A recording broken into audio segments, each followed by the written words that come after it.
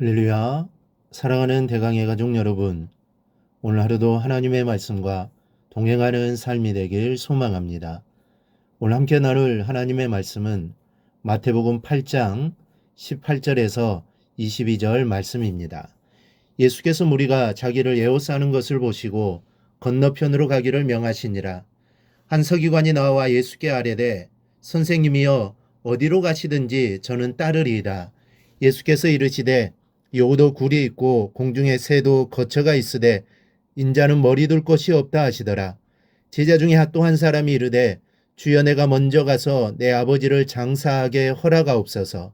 예수께서 이르시되 죽은 자들이 그들의 죽은 자들을 장사하게 하고 너는 나를 따르라 하시니라. 아멘. 여러분들은 제자를 어떤 사람으로 정의하고 계십니까?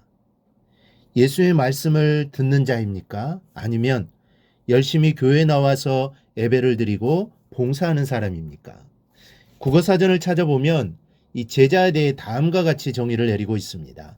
첫째는 스승으로부터 가르침을 받거나 받는 사람, 둘째는 예수의 가르침을 받아 그 뒤를 따르는 사람으로 정의합니다. 그리고 특별히 예수님께서 이 땅에 계실 때 친히 부르셔서 가르친 제자들에 대해서는 사도라고 합니다. 이 사도라는 말은 헬라어로 보냄을 받는다라는 뜻으로 예수님의 부르심을 받아 복음 전하는 권세를 위임받은 직계 제자를 통칭하는 것입니다. 사도의 자격은 성육신하여 역사적인 인물로 사셨던 예수 그리스도를 직접적으로 만났고 또 그분의 가르침을 배운 사람이기 때문에 사복음에서는 예수 그리스도의 직제자 12명을 사도라고 부르고 있습니다. 이렇듯 제자에 대한 사전적 의미를 총정리해 보면 제자란 스승의 능력을 받아서 스승과 같이 되는 자라고 할 수 있습니다. 한마디로 하면 예수님과 같은 길을 가는 사람입니다. 그리고 그 길을 가되 다 간 것이 아니라 현재 가고 있는 사람입니다. 그러므로 제자라는 말은 과거형도 아니요 미래형도 아닙니다. 이 제자는 현재 진행형입니다. 과거에 내가 예수 믿었었다고, 그것도 아주 열심히 믿었었다고 자랑할 수 없는 것도 이 때문이고, 장차 믿겠다는 말이 부질없는 것도 바로 이 때문입니다.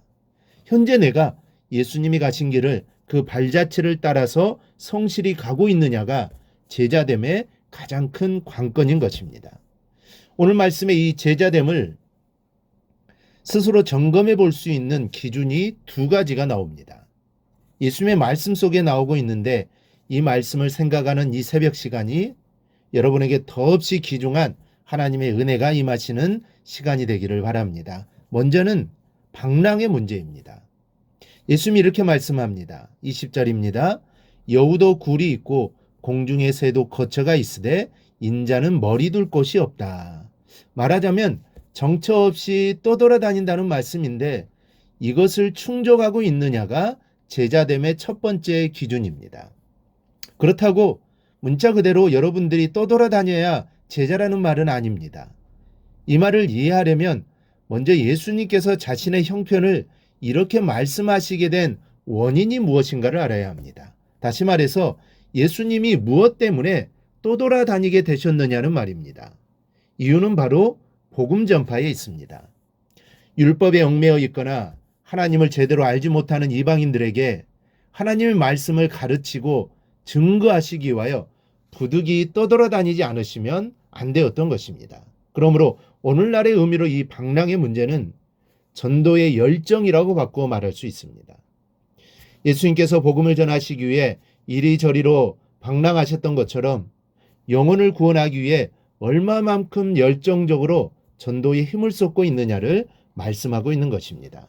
여러분, 얼마만큼 전도하고 계십니까? 여러분들을 통해 구원을 받은 사람이 몇 분이나 되십니까? 예수 믿지 않는 사람을 보면 안타까운 마음이 솟아나십니까? 오늘 예수님은 이것이 제자됨의 기준이라고 말씀하십니다. 그러므로 우리는 전도하는 데 게을러서는 안 됩니다. 성경은 너는 말씀을 전파하라. 때를 얻든지 못 얻든지 항상 힘쓰라고 하셨습니다. 그러므로 우리도 주님의 제자로서 복음을 전하는데 열정을 가지고 임할 수 있기를 바랍니다. 둘째는 절단의 기준입니다. 주님은 죽은 자들이 그들의 죽은 자들을 장사하게 하고 너는 나를 따르라 라고 말씀을 합니다. 바로 이 말씀이 이 절단의 기준을 제시하는 말씀입니다. 우리나라도 마찬가지지만 유대인에게 장례는 대단히 중요한 일이었습니다. 그들은 결혼식과 같은 이 축하하는 곳에는 가지 못할지라도 장례와 같은 슬픔이 있는 곳에는 절대 빠지지 않았습니다. 게다가 오늘 예수님께 말하는 사람을 보니 이 사람은 지금 부친이 돌아가셔서 장례를 치러야만 하는 상주의 입장입니다. 그런데도 예수님은 당장 쫓을 것을 요구하셨습니다. 그렇다고 예수님의 이 요구가 문자 그대로 그렇게 하라는 것이냐 하면 그렇지는 않습니다. 이 말씀은 죽은 자들과 죽은 자로 상징된 세상 것들과 이만한 결심으로 결별하라는 말씀입니다. 그런데 오늘날 성도들의 모습은 어떠합니까? 세상과 하나님을 반쯤 걸친 상태로 살고 있습니다. 이런 현대인들을 향해 예수님이 주시는 말씀이 죽은 것들을 잘라버리라는 겁니다. 여러분, 예수님이 여기서만 이런 말씀을 하신 게 아닙니다. 만일 내 오른눈이 너로 실족하게 하거든 빼어내버리라 하셨고 내 오른손이 너로 실족하게 하거든 찍어내버리라고 하셨습니다. 예수님을 따르는 제자됨의 문제는 이처럼 절단의 문제입니다. 자를 것을 자르는 자들, 이러한 사람이 제자임을 기억하시기 바랍니다. 그러므로 오늘도 이렇게 우리가 사십시다. 전도하며 살며 세상적인 욕망은 잘라버리며 사십시오. 남들은 안락하게 살기 위해 애쓰는데 나만 이렇게 살면 경쟁에서 뒤지는 것 같고 불안하지만 그러나 예수님의 제자로서 예수님과 함께하는 것이야말로 오늘 본문 끝부분의 기록처럼 풍랑을 만나도 전혀 걱정할 것이 없는 삶이라는 것을 우리가 명심하시기를 바랍니다. 그리하여 오늘도 주님의 제자다운 여러분이 되기를 주님의 이름으로 축원합니다. 오늘 묵상한 말씀을 굳게 잡고 삶으로 실천하며 살아내는 대강의 모든 성도들이 되기를 축복합니다.